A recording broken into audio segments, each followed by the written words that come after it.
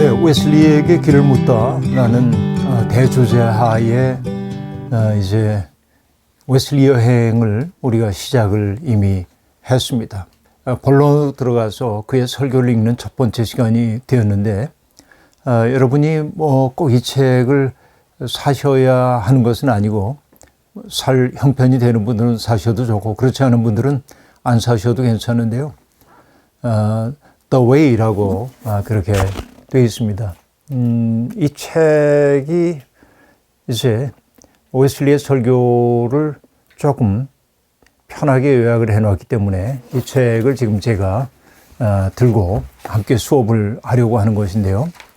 지난 2시간을 통해서 웨슬리가 살았던 시대에 대한 이야기를 잠깐 동안 이야기를 나눴고요. 그리고는 그 웨슬리를 우리가 읽어야 할 이유가 무엇인지에 대한 이야기도 잠시 얘기를 나눈 거로 제가 그렇게 알고 있습니다. 오늘 우리가 나누어야 할 얘기는 뭐냐면 믿음에 의한 구원이라고 하는 설교인데요. 이것은 에베소서 2장 8절 너희는 그 은혜에 의하여 믿음으로 말미암아 구원을 받았으니 라고 하는 이 텍스트를 가지고 했던 웨슬리의 설교를 공부를 해보려고 합니다. 보통 이제 믿음으로 구원받는다 하는 이 이야기를 정말 많은 사람들이 사용하고 있습니다.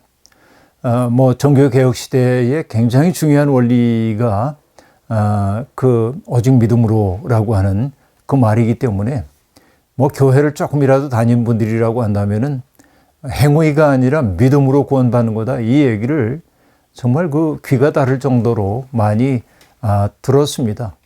그런데 저도 그 얘기를 많이 들었습니다만 언제나 내 마음속에 떠올랐던 것은 아니 믿기만 하면은 사는 건 엉망으로 살아도 된단 말이야. 그런 저항감이 제 속에 수도 없이 일어났던 것입니다. 실제로 믿는다고 하는 사람들이 살아가는 삶의 모습이 그렇지 않은 사람들보다도 못한 경우가 제법 많음을 보았기 때문에 더욱더 그렇습니다. 오늘의 형편을 보더라도 마찬가지입니다. 교회를 다니지 않는 많은 사람들이 교회 다니는 사람들을 오히려 우려하고 있는 것이 사실입니다. 어느 분은 제게 얘기하기를 이 시대의 종교보다는 그저 이 사회가 조금 더 거룩하지 않냐고 얘기하기도 했습니다. 어떤 얘기냐고 제가 묻자 그분은 그렇게 대답했습니다. 사회는 그래도 자기를 정화하는 길로 조금씩 나아가고 있는데 이 종교의 세계는 여전히 자기 정화 능력이 없는 것을 볼 때 오히려 일반 사회가 조금 더 맑고 거룩하지 않냐. 저는 뭐 할 얘기가 없는 것은 아니었습니다만은 그러나 부정하기 어려운 진실이 그 속에 있었기 때문에 그냥 함께 웃고 말았습니다. 그 웃음은 물론 쓸쓸한 웃음이었죠. 그렇다면 우리가 근원적으로 던져야 할 질문이 있습니다. 정말로 믿음으로 구원을 얻는다는 말은 나의 삶과는 무관하게 그저 내가 예수를 믿는다고 고백하고 교회만 다니면 구원받는다는 말인가? 라는 질문을 우리가 근원적으로 던져야 합니다. 대답부터 얘기하죠. 그런 믿음은 없습니다. 그러니까 야고보서도 얘기합니다마는 행함이 없는 믿음은 죽은 믿음이라고 말하죠. 그러니까 믿음이라고 하는 것은 행함을 통하여서만 자기를 표현하도록 그렇게 되어 있습니다. 물론 믿음이라고 하는 것은 내가 갖는 것도 아니고 믿음이라고 하는 것은 하나님이 우리의 마음속에 일으키신 그 하나님에 대한 영적 목마름에 대한 응답이기도 하지만은 그것은 나의 공로 아닙니다. 그런데 내가 진실한 믿음 가운데 갔다고 할 때 그 믿음의 진실함을 나타내는 것은 우리의 삶으로 나타나지 않으면 안 된다라고 하는 것이죠. 이게 웨슬리의 주제이기도 합니다. 우리가 믿음으로 의롭다 여김을 받는 거 의인 혹은 칭의라고 얘기합니다마는 그 다음에 칭의된 사람들의 삶을 성화된 삶이라고 얘기해서 칭의와 성화를 구별하는 경우도 있습니다만 그러나 웨슬리는 칭의와 성화를 순차적으로 구별하지 않습니다. 물론 칭의도 성화도 모두 내 공로 아닙니다. 하나님이 내 속에서 일으키시는 것이지요. 갈라디아서에서도 얘기하고 있는 것처럼 믿음이라고 하는 것은 사랑으로 역사해야 합니다. 사랑으로 역사하지 않는 것은 참다운 믿음이라고 얘기할 수 없죠. 그래서 웨슬리도 그 문제를 다루고 있습니다. 다양한 형태의 믿음이 있다는 겁니다. 첫째로 이교도들의 믿음이 있다고 그는 얘기합니다. 이교도들도 세상에 신이 존재한다고 믿는다는 것이죠. 우리가 그리스 로마 신화를 보더라도 수없이 많은 신들이 있고 그들은 그 신들의 노여움을 사지 않기 위해서 신들에게 치성을 바치기도 합니다. 그것도 어떻게 보면 종교성으로 보자고 한다면 일종의 믿음이라고 얘기할 수 있겠죠. 그런 믿음으로 구원받냐? 아니다. 웨슬리가 얘기합니다. 그리고 여러분, 마귀의 믿음도 있다고 얘기합니다. 이건 어떤 의미일까요? 복음서를 보면 예수님을 알아본 사람들이 있는데요. 특별히 어떤 사람들입니까?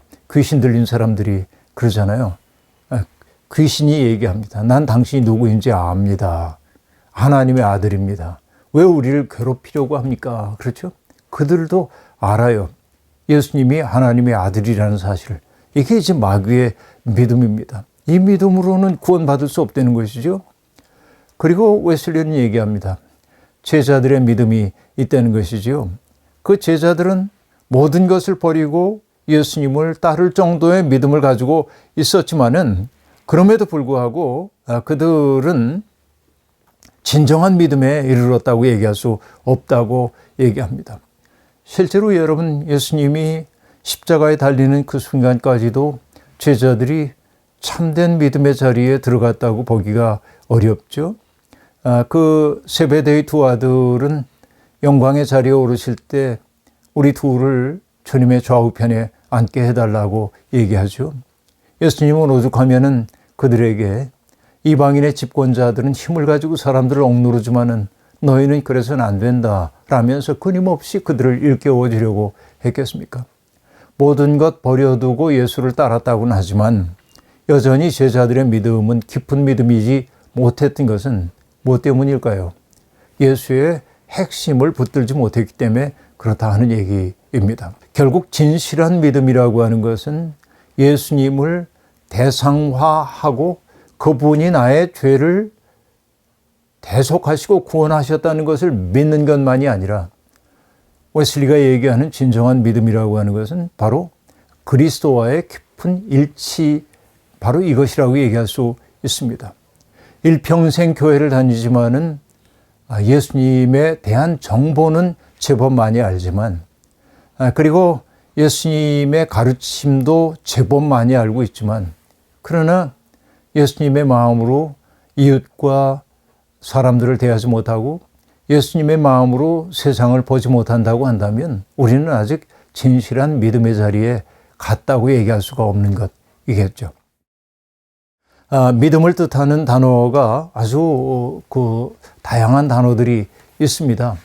그 첫 번째 어떤 것을 믿음이라고 얘기하냐면 예수에 대해서 가르치는 믿음에 대한 동의로서의 믿음이 있습니다. 라틴어로 그걸 아센수스라고 얘기하는데요. 그분의 가르침 옳습니다. 또 교회가 오랫동안 예수님에 대해 가르쳐왔던 교리적 가르침들을 나도 거기에 찬동합니다. 이런 것들이 아센수스, 동의로서의 믿음이라고 얘기할 수 있겠습니다. 근데 문제는 뭐냐면 그 반대, 그 아센수스로의 믿음의 반대라고 하는 것은 무엇입니까? 의심하는 것이죠. 안 믿어지는데 난 그렇게 믿을 수가 없어. 불신앙, 이런 것이 반대라고 볼 수 있습니다. 그러나 믿음의 또 다른 층의 하나를 얘기하자 한다면 피두시아라고 하는 것인데요. 그것은 신뢰라고 하는 말입니다. 하나님을 깊이 신뢰하는 것, 예수 그리스도를 깊이 신뢰하는 것. 여러분, 신뢰한다고 하는 것은 어떤 의미입니까? 믿고 맡기는 것이죠. 내가 누군가를 신뢰한다고 할 때 내 지갑을 그에게 맡기는 게 두렵지가 않습니다. 왜? 그가 적어도 내 지갑을 뒤져서 가져가지 않으리라는 기본적 신뢰가 있기 때문에 그렇습니다. 그 때문에 신뢰는 맡김이기도 합니다. 그래서 trust, 그렇죠? trust, 신뢰라는 뜻이기도 하지만은 맡기다라는 믿는다라는 뜻이기도 하죠. 그래서 어떤 분은 피두시아로서의 믿음을 한마디로 표현할 때 하나님의 부력을 신뢰하는 것이라고 얘기를 하고 있습니다. 부력은 뭔지 아시죠? 물에 내 몸을 맡길 때 물이 나를 두둥실 뛰어 올려주는 게 부력이죠. 그러니까 나는 물속에 가라앉는 것 같은 그런 근심 속에 있을 때 하나님을 온전히 신뢰하고 거기에 몸을 맡기면은 주님이 우리를 떠올려 주신다라고 하는 거. 이게 피두시아로서의 믿음입니다. 근데 이 피두시아로서의 믿음의 반대말이라는 게 결국 뭐겠습니까? mistrust, 신뢰하지 못함. 그걸 달리 얘기하면 뭐죠? 염려하고 걱정하는 것입니다. 이것도 믿음의 반대말일 수 있는 거죠. 염려와 근심하는 것도. 그 다음에 믿음에 있어서 굉장히 중요한 것 가운데 하나는 fidelitas라고 하는 라틴어로 fidelitas라고 하는 게 있는데 fidelity 영어로는 그렇게 말할 수 있습니다. 신실함 혹은 충실함. 그러니까 그리스도의 마음에 내가 정말 거기에 잇대어서 살려고 하는 그런 그 마음입니다. 그분을 정말로 사랑하는 마음, 이것이 fidelitas라고 얘기할 수 있겠는데요. 이 믿음의 반대는 어떤 것일까요? 배신하는 거죠. 성경의 언어로 얘기하면은 하나님 아닌 다른 신들을 찾아가는 거죠. 우상숭배죠. 예언자들은 이것을 간음이라고도 얘기를 했었죠. 그러니까 신실함에 반대되는 것. 하나님을 믿는다고 말하면서도 하나님 아닌 것을 내 삶의 근본으로 삼으려고 하는 것이 불신앙, 또 신실치 않음, 그러니까 피델리타스라고 하는 믿음의 반대말이라고 볼 수 있습니다. 근데 또 하나 믿음을 뜻하는 단어 가운데 중요한 게 비시오라고 하는 말이 있는데 짐작이 가시죠? 이건 비전입니다. 바라보는 것이에요. 그러니까 우리가 예수를 믿는다고 하는 말은 예수의 눈으로 세상을 바라보기 시작함을 의미합니다. 하나님을 믿는다고 하는 것은 하나님의 마음으로 세상을 바라보기 시작하는 것이라고 볼 수 있습니다. 그 마음으로 보면 세상이 달리 보이죠. 이 비시오로서의 믿음의 반대라고 하는 것은 뭘까요? 관습적인 삶, 욕망이 나를 이끌고 가는 대로 그대로 따라가는, 그렇죠. 중력에 이끌리는 그런 삶이라고 얘기할 수 있겠습니다. 진실한 믿음이라고 하는 것은 말씀드린 대로 가르침에 동의하는 것, 철저히 신뢰하는 것, 그리고 신실하게 그분의 마음과 일치를 이루는 것, 그분의 눈으로 세상을 바라보는 것, 이렇게 얘기할 수 있겠습니다. 웨슬리도 똑같은 얘기를 하고 있습니다. 그리스도적 믿음이라고 하는 것은 그리스도의 복음에 대한 동의일 뿐만 아니라 그리스도의 피에 대한 전적인 의지, 그분의 삶과 죽음, 부활의 공로에 대한 신뢰, 우리를 내어주시고 우리 안에 사심으로 우리의 대속과 생명이 되시는 그분께 기대하는 일, 그렇죠. 그리고 마침내는 그분과 결합하는 일, 이게 믿음이라고 얘기합니다. 그러니까 이것은 한마디로 얘기하자면은 내 삶의 총체적 변화라고 얘기할 수 있습니다. 믿음이라고 하는 것은 우리의 삶의 일부분이 아닙니다. 그렇죠? 일상적인 삶이 따로 있고 믿음의 삶이 따로 있는 것이 아니고, 내가 정말로 믿는 사람이라고 한다면 속속들이, 그래서 옷만 겉옷만 믿음이라는 의상을 걸치고 사는 게 아니라 우리의 내면까지도 속속들이 그분에 의해 점령된 상태로 살아가는 것이 정말로 진실한 믿음이라고 얘기할 수 있겠습니다. 그러면 믿음을 통해 구원함을 받는다고 얘기할 때 그 구원이라고 하는 게 뭘까요? 이 말이 참 오해되기 쉬운 말 가운데 하나입니다. 사람들은 흔히 구원하면 죽어서 천당 가는 것, 이렇게 아주 손쉽게 생각을 하곤 합니다. 물론 우리는 이 세상을 떠나서 하나님의 품으로 돌아간다는 사실을 신뢰합니다. 확고하게 그것을 믿고 삽니다. 어떤 형태가 될는지 모르지만 우리는 우리의 개체로서의 생명이 끝나면은 하나님의 큰 생명 속으로 나아갈 힘과 그리고 꿈을 품고 살고 있는 게 사실입니다. 그럼에도 불구하고 예수 그리스도께서 우리에게 가르쳐 주신 구원이라고 하는 것은 죽어서 가는 천당만을 얘기하고 있지 않다라고 하는 말입니다. 그것은 현재적 구원이기도 합니다. 구원을 뜻하는 단어가 성경에서 가장 자주 사용되고 있는 것이 치유라고 하는 단어입니다. 내 믿음이 너를 구원하였다라고 얘기할 때 그 말의 의미는 무엇이었습니까? 그가 낫기를 원하던 사람들이 병 낫는 것이라고 볼 수 있죠. 이것이 하나의 구원이기도 합니다. 또 범석하게 얘기하자고 한다면은 배고팠던 사람들이 먹을 것을 얻는 것도 현세적 구원이라고 얘기할 수 있습니다. 늘 불안의 풍랑 속에 시달리고 있던 사람들이 주님을 그 마음속에 모시게 되자 불안의 풍랑이 잠잠하게 된 것도 어떻게 보면 현재적 구원을 우리가 경험하고 있는 바라고 볼 수 있습니다. 자, 내가 어떤 현상 속에 그 상황 속에 있든지 간에 내 삶을 전적으로 하나님께 의탁하였더니 내 마음속에 평안이 찾아왔고 그리고 나에게 몰두하고 있었던 삶에서 벗어나서 타자들의 고통에 공감하고 그들의 인생의 문제를 풀어주기 위해 기꺼이 동참할 마음이 생겼다고 얘기할 때 우린 비로소 그가 구원받은 삶에 이르렀다고 그렇게 얘기할 수 있겠습니다. 물론 그 구원은 가장 으뜸되는 구원은 무엇입니까? 죄로부터의 구원이라고 말할 수 있겠습니다.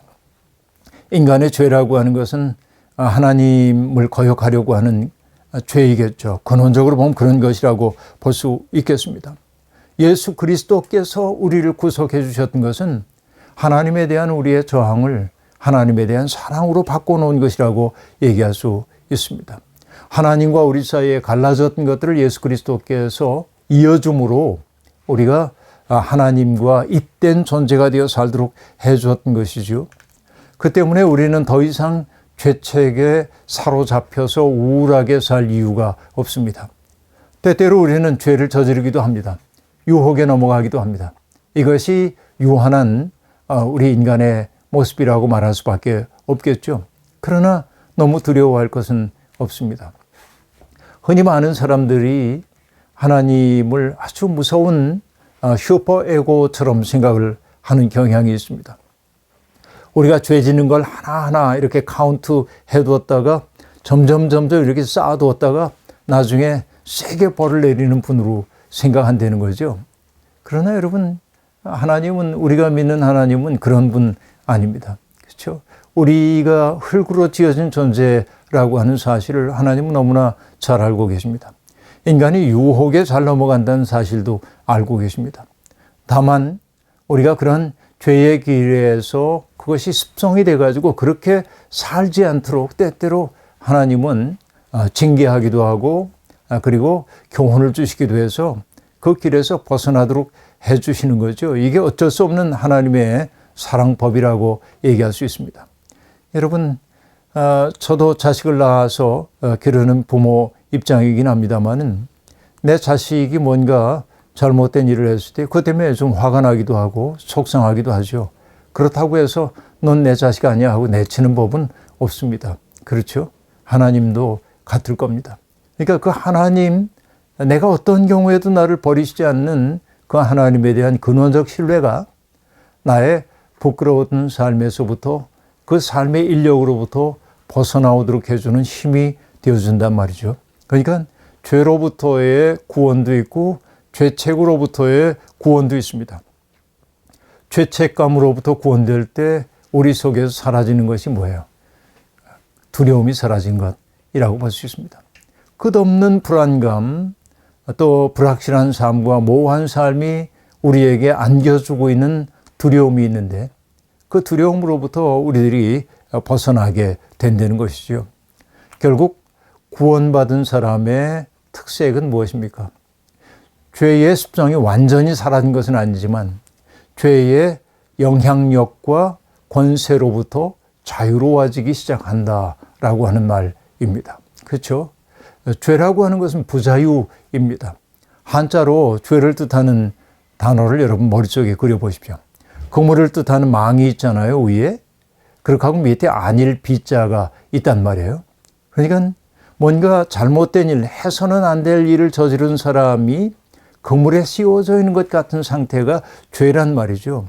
그러니까 죄는 누군가를 대상으로 저지르는 일이기도 하지만은 스스로에게 그물을 씌우는 일이라고도 볼 수 있습니다. 부자유입니다. 죄는 우리를 부자유하게 만듭니다.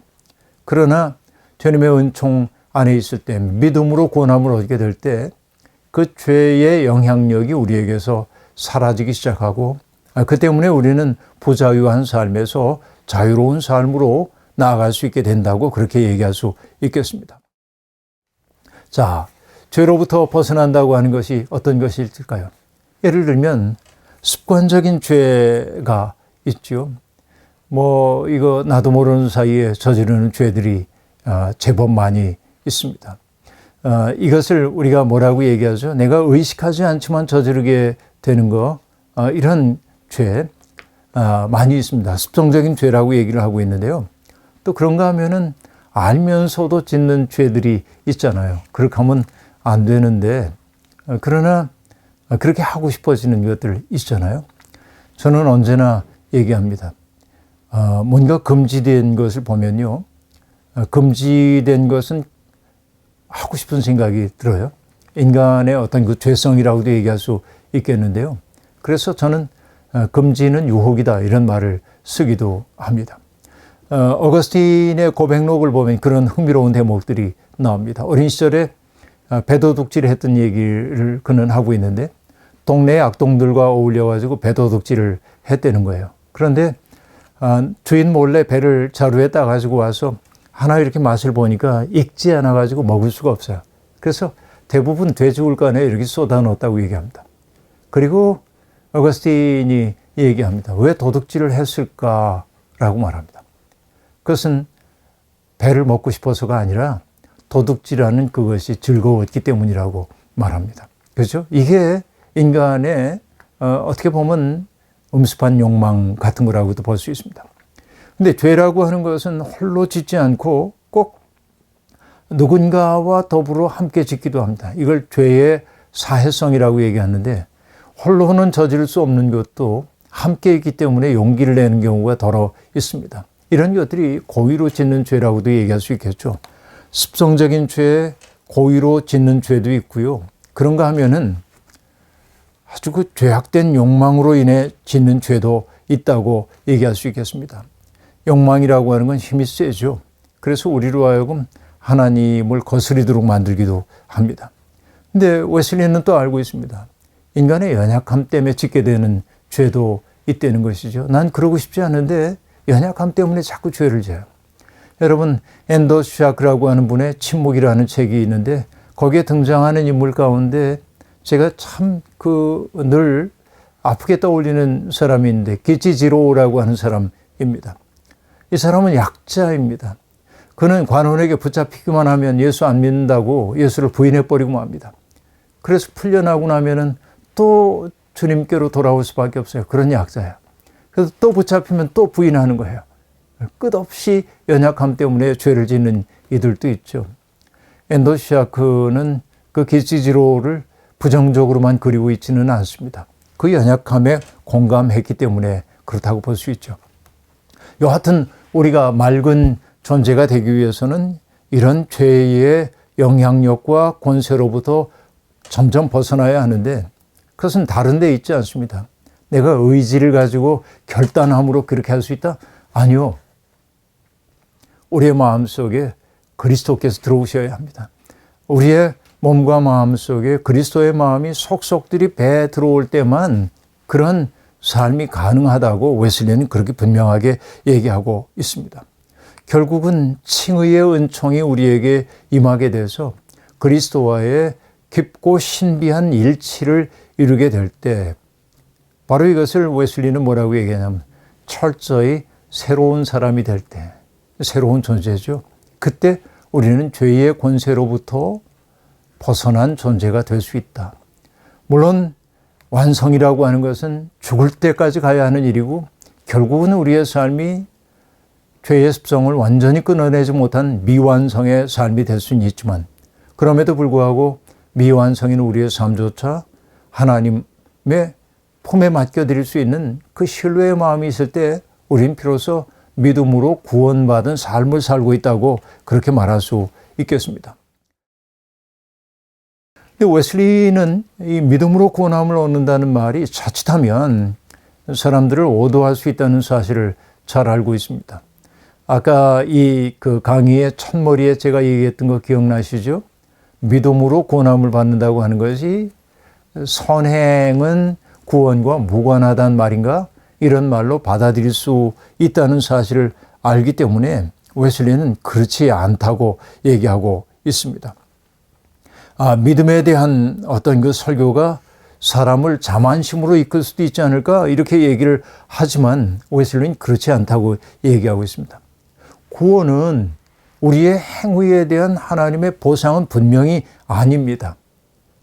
그렇죠? 우리가 아름다운 일을 실천했다고 해서 그 보상으로 구원이 주어져야 하는 것은 분명히 아니다 하는 얘기입니다.